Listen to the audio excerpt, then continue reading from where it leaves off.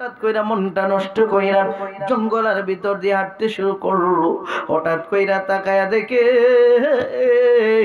জঙ্গলের ভিতরে একেবারে সুন্দরী পূর্ণিমার চাঁদের মতো একটা মেয়ে দেখা যায়। হযরত আলী কয়, হায়রে, জঙ্গলের ভিতরে এত সুন্দর মেয়ে কোথায় থেকে আসলো?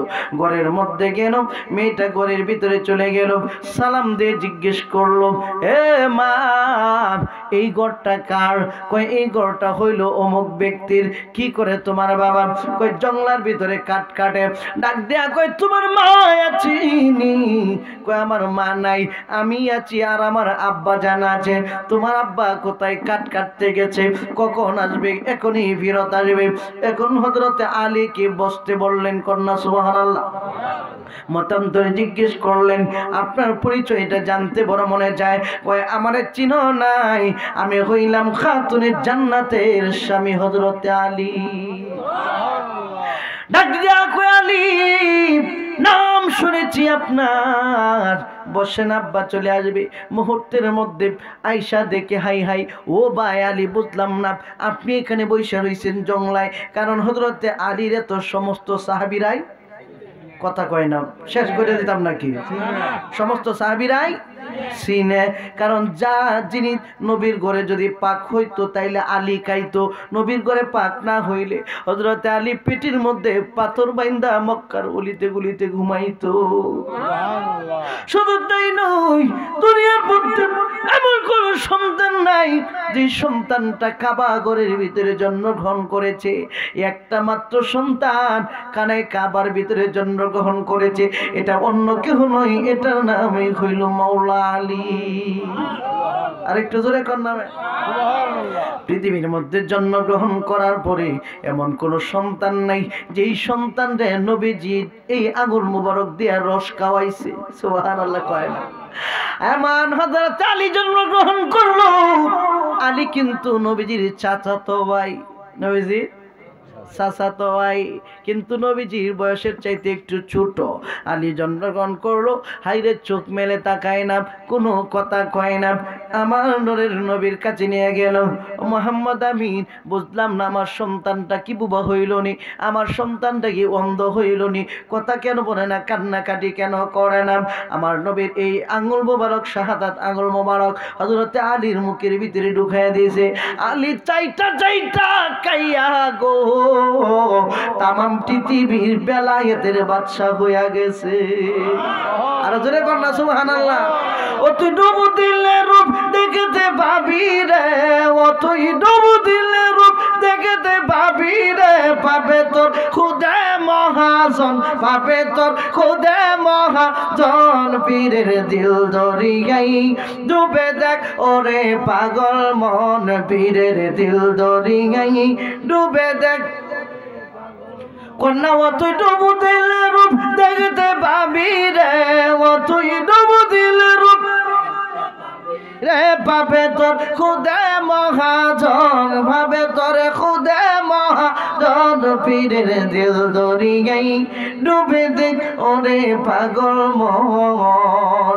দিল যখন হবে কাটি দেখবি রে তুই উজান বাটি, কোথায় কি রতন। একটু কষ্ট দিলে কষ্ট হইব আপনারা। পিছে কিছু মানুষ কারোই রয়েছে, একটু যদি সামনে আয় পড়তেন তে মানুষটি বইতার লইলে জায়গা তো মোটামুটি বইরিয়া বেড়েন কারো হয়েছে, এরারে কষ্ট দিতাম কেন? কথাগণ ঠিক কিনা? কথাগণ ঠিক কিনা? তাহলে আমার সাথে কোন আর একটু সামনে আন। ও তুই ডুবু দিলে রূপ দেখতে পাবি রে, ও তুই ডুবু দিলে রূপ পাবে তোর খুদে মহাজন, পাবে তোর খুদে মহাজন, পীরের দিল দরিয়াই ডুবে দেখ ওরে পাগল মন, পীরের দিল দরিয়াই ডুবে দেখ। দিল যখন হবে কাটি দেখবি রে তুই উজান বাটি, কোথায় কি রতন।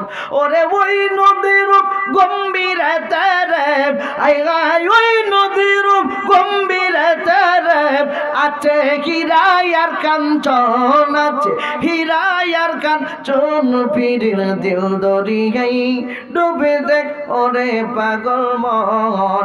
একটা জবান বন্ধ রাখবেন না, চিৎকার মেরে বলি আল্লাহু আকবার।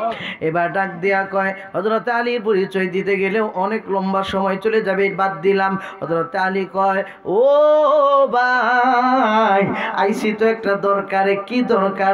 কয় মেয়ে বিবাহ দিবানি। কয় পাত্রকে? কয় পাত্র হইল বেলাল। জোরে কোন পাত্র কে? বেলালের কথা শুনে কাটুরিয়া কয় হাই সর্বনাশ, আমার মতো কপাল কয়জনের আছে? এই বেলালের কাছে কত ধনী মানি, কত মানুষ কত চেষ্টা করলো, বিয়া দিতে পারে না, তুমি উপজাইছো প্রস্তাব লইয়া। আমার মতো ভাগ্যবান আর কেউ হইতে পারে না। যাও কোন দিন বিবাহ দিব? কয় ভাই একটা কথা হইল। সুবহানাল্লাহ। কি কথা? হ্যাঁ ভাই আলী, কথাটা একটু তাড়াতাড়ি কও না গো। ডাক দিয়া কয় কথা হইল, বেলালের আয়ু আছে আর মাত্র 2 দিন। কয়দিন? আজকের দিন আর কালকের দিন। কালকে রাত্রে বেলাল দুনিয়া থেকে বিদায়, চলে যাবে আল্লাহর বাড়িতে। তখন কাটুরিয়া মুখটা বেজার কইরা ডাক দিয়া কয় আলী রে, ও আলী তুমি এটা কি প্রস্তাব নিয়ে আইছো? তোমার মেয়ে হইলেও তো তুমি দিতা না। আলী রে,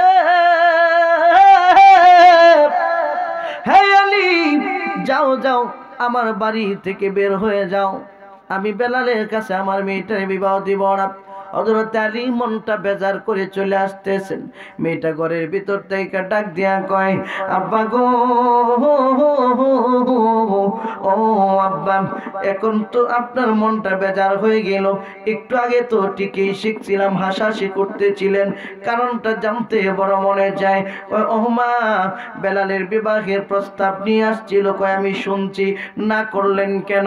কই আগামীকালকে রাত্রে 12টার পরে বেলাল তো দুনিয়া থেকে বিদায় নেবে, অল্প সময়ের জন্য আমি তোমারে কেন বিবাহ দিব?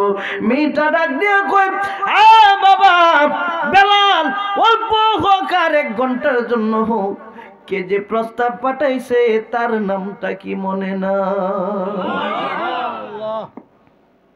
প্রস্তাবটা জেলা পাঠাইছে তার নাম শুনছেন না? সুবহানাল্লাহ।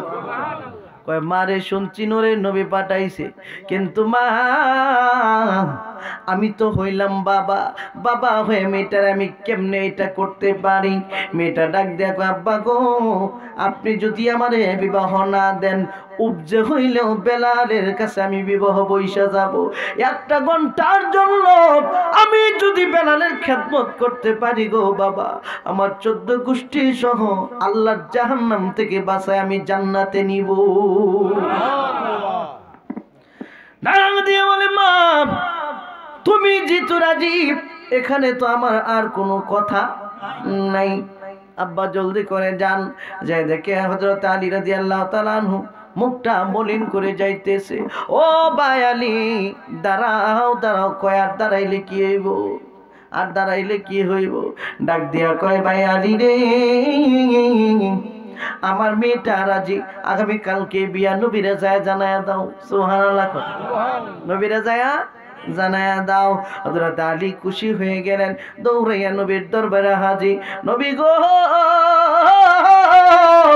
ও দয়ার নবী, মায়ের নবী গো, ও কামনেওয়ালা নবী। কষ্ট দিয়েছেন আপনারা? ওয়াজের সিস্টেম রেতে তো বেহি বক্তব্য ভুল লইলে, তাইলে তো সবাই জানে না এই ওয়াজ এমন কেউ আছেন। এরপরে আমরার ওয়াজ সারাদিন সারা রাত যদি পড়ি, এরপরে মানুষ ছাড়ে না কেন? এটা আল্লাহ পাকের একটা কুদরত। সুবহানাল্লাহ। আগামীকালকেও একেবারে এই সাল্লা ফারুইয়া অনেক দূরে মাহফিল যাইতে হবে, তারপরেও চাইছিলাম শেষ করলাম, কিন্তু আপনারা যে প্রেম দেখাইতেছেন, প্রেমের কারণে শেষ করতাম পারতেছি না। মারহাবা কয় না? জোরে কয় না?